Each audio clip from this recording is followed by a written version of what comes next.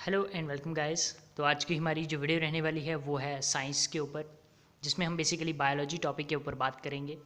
इस वीडियो में जितने भी क्वेश्चन हमने इंक्लूड किए हैं सारे के सारे किसी न किसी कंपटीशन एग्जाम में आए हुए हैं और आने वाले कंपटीशन एग्जाम्स में भी आ सकते हैं। तो इसलिए वीडियो इंपॉर्टेंट है गाइस, पूरी देखिएगा। चलिए बढ़ते हैं आगे।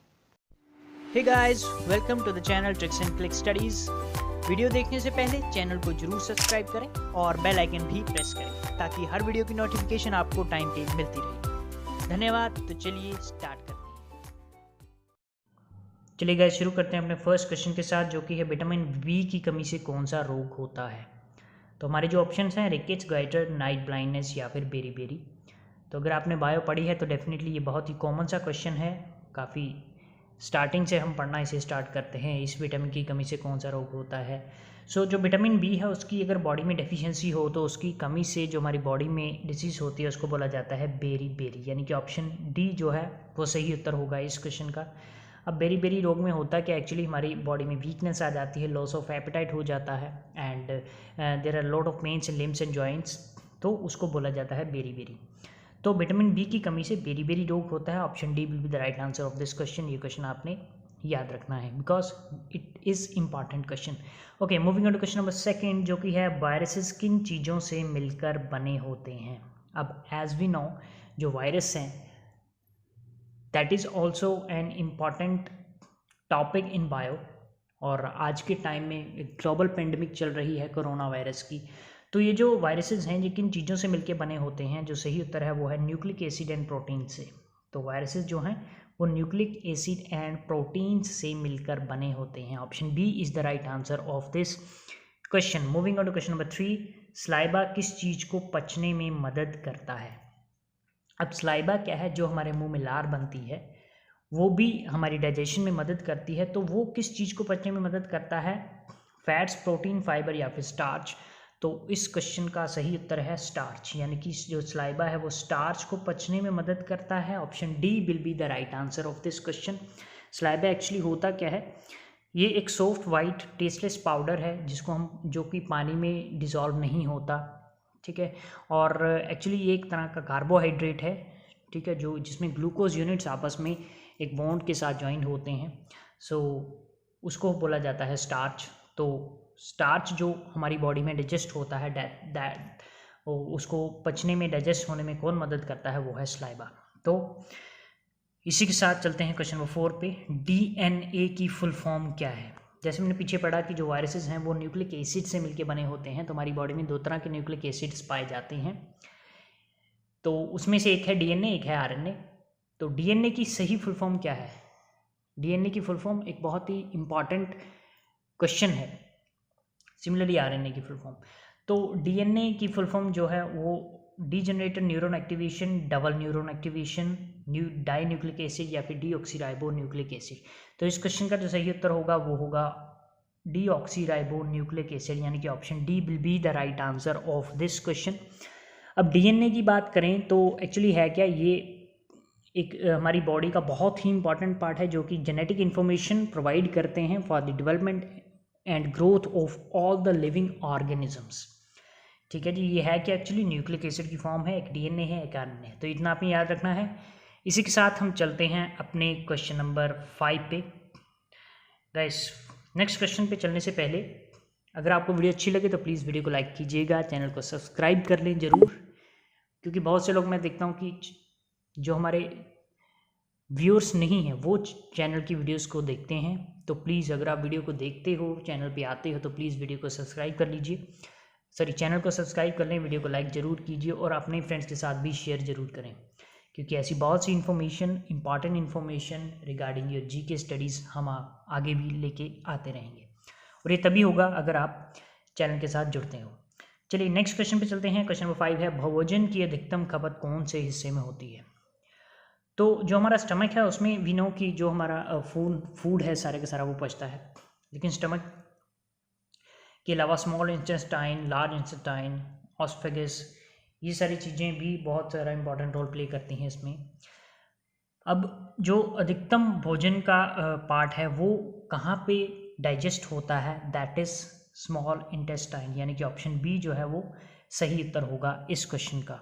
अब स्मॉल इंटेस्टाइन और लार्ज इंटेस्टाइन के बारे में एक इम्पॉर्टेंट और इंटरेस्टिंग इन्फॉर्मेशन ये है कि जो स्मॉल इंटेस्टाइन है उसकी लेंथ ज़्यादा होती है, वो साइड में एक्चुअली बड़ी है, सॉरी लेंथ में बड़ी है as compare to large intestine.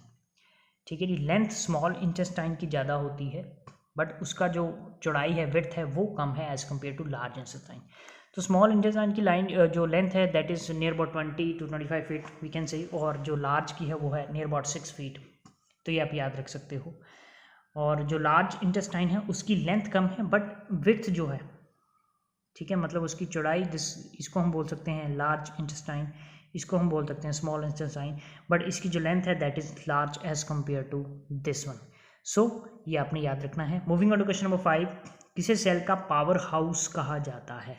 अब ये एक बहुत ही इंपॉर्टेंट क्वेश्चन है कि सेल, जो हमारी बॉडी में सेल होता है, उसका पावर हाउस किसे कहा जाता है। आई होप कि बहुत से लोगों को ये इसका आंसर पता होगा। ऑप्शन है माइटोकॉन्ड्रिया, राइबोसोम्स, न्यूक्लियस या फिर आरएनए। तो जो सेल का पावर हाउस बोला जाता है वो बोला जाता है माइटोकॉन्ड्रिया को। Option A will be the right answer of this question. इसी के साथ हम चलते हैं अपने 7th क्वेश्चन पे, जो कि है ह्यूमन ब्लड की पीएच वैल्यू कितनी होती है। अगर हम हमारे ब्लड प्लाज्मा की बात करें तो उसकी एक पीएच वैल्यू होगी। तो सबसे पहले तो ये पता होना चाहिए कि पीएच का मतलब क्या है। तो जो पीएच है उसका मतलब है power of hydrogen, power of hydrogen, या फिर इसको बोला जाता है पोटेंशियल फॉर हाइड्रोजन।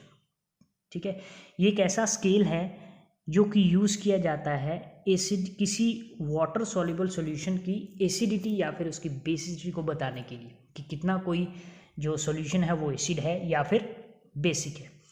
तो जो 7, अगर हम स्केल पे 7 की बात करें, 7 वैल्यू की, तो वो होता है न्यूट्रल। 7 से पीछे जाओगे तो इट विल बी एसिडिक, और 7 से अगर जाएगा 14 तक तो सॉल्यूशन विल बी बेसिक। तो सिमिलरली अगर हम बात करें ह्यूमन ब्लड की, तो उसकी जो पीएच वैल्यू है वो होती है 7.4। क्लियर, ह्यूमन ब्लड की जो पीएच वैल्यू है that is 7.4, means option C is right answer of this question. तो हमारा जो ह्यूमन ब्लड है दैट इज कुछ हद तक बेसिक जो करैक्टरिस्टिक्स है वो पोजेस करता है, ये आपने याद रखना है। इसी के साथ moving on to question number 8, निम्नलिखित में से ब्रेड में मुख्य तौर पर क्या पाया जाता है। आपने देखा होगा जो जिमिंग लोग करते हैं वो जिम के बाद 1 पीस ऑफ ब्रेड या विद प्रोटीन शेक जरूर लेते हैं, या ब्रेड को काफ़ी ज़्यादा मतलब तरजीह दी जाती है। तो रीज़न क्या है इसके पीछे कि ब्रेड में कार्बोहाइड्रेट्स होते हैं जो हमारी बॉडी को जो एनर्जी लॉस हुई है ड्यूरिंग एक्सरसाइज, ड्यूरिंग वर्कआउट, उसको रीगेन करने में हेल्प करती है। तो ब्रेड में सबसे ज़्यादा क्या पाया जाता है? कार्बोहाइड्रेट। मीन्स ऑप्शन डी जो है इस क्वेश्चन का will be the right answer. Okay, so bread में सबसे ज़्यादा पाई जाती है कार्बोहाइड्रेट। इसी के साथ हम चलते हैं अपने नेक्स्ट क्वेश्चन पे। क्वेश्चन नंबर 9 इज मानव शरीर का सामान्य ब्लड प्रेशर कितना रहता है। अब ये बहुत ही कॉमन क्वेश्चन है, आई थिंक ये आपको पता होगा। So the right answer is 120/80, ऊपर वाला 120, नीचे वाला 80। ठीक है, तो this is the right ratio of blood pressure of normal human being. ठीक है जी, moving on to question number 10, निम्नलिखित में से बैलेंस्ड डाइट के जरूरी तत्व क्या है। अब अगर कोई इंसान बैलेंस डाइट लेता है, बैलेंस डाइट का बहुत बड़ा रोल है हमारी बॉडी को सही से चलाने के लिए। तो उसमें कार्बोहाइड्रेट होने चाहिए, मिनरल्स होने चाहिए, वाटर भी एक इंपॉर्टेंट पॉइंट है, इंपॉर्टेंट फैक्टर है। तो 4th ऑप्शन है ऑल ऑफ दिस। तो हम बोल सकते हैं कि yes, carbohydrate is important part, mineral is also, water is also required. So इस क्वेश्चन का जो सही उत्तर होगा वो है all of this, means option D will be the right answer of this question. Question number 11 है निम्नलिखित में से क्या हड्डी का हिस्सा नहीं है। अब ये जो हमारी हड्डी होती है वो किस चीज़ से मिलके बनी होती है? कैल्शियम उसका एक पार्ट है ऑब्वियसली, ये तो हर एक को पता है, this is very common factor in our bones. Phosphorus भी है, कार्बन भी है, but nitrogen is not a part of human bone. ठीक है, sorry not human bone, on any bone, any living organism. So इसका जो सही उत्तर होगा वो होगा nitrogen, means option A will be the right answer of this question. So निम्नलिखित में से क्या हड्डी का हिस्सा नहीं है, तो इसका सही उत्तर होगा नाइट्रोजन। इसी के साथ guys we are on the last question of this video, जो कि है विटामिन ए सबसे ज़्यादा किस में पाया जाता है? अगर इंग्लिश में बोला जाए तो which of the following is the richest source of vitamin A? Citrus fruit? No. Citrus fruit में सबसे ज़्यादा क्या होता है, कौन सा विटामिन होता है? As you know, vitamin C. Spinach? नहीं। लेगमस मीन्स फलीदार जो भी दालें वगैरह हैं उनको बोला जाता है। तो जो सबसे ज़्यादा विटामिन ई पाया जाता है वो पाया जाता है कैरेट में, यानी कि गाजर में। तो ये आपने याद रखना है, this is a very important question. So guys, ये थी हमारी आज की वीडियो जिसमें हमने 12 important questions regarding bio discuss किए हैं। और अगर आपको वीडियो अच्छी लगे तो प्लीज़ वीडियो को लाइक करके ज़रूर जाइएगा। And till next video, be healthy and study hard. Thank you very much guys.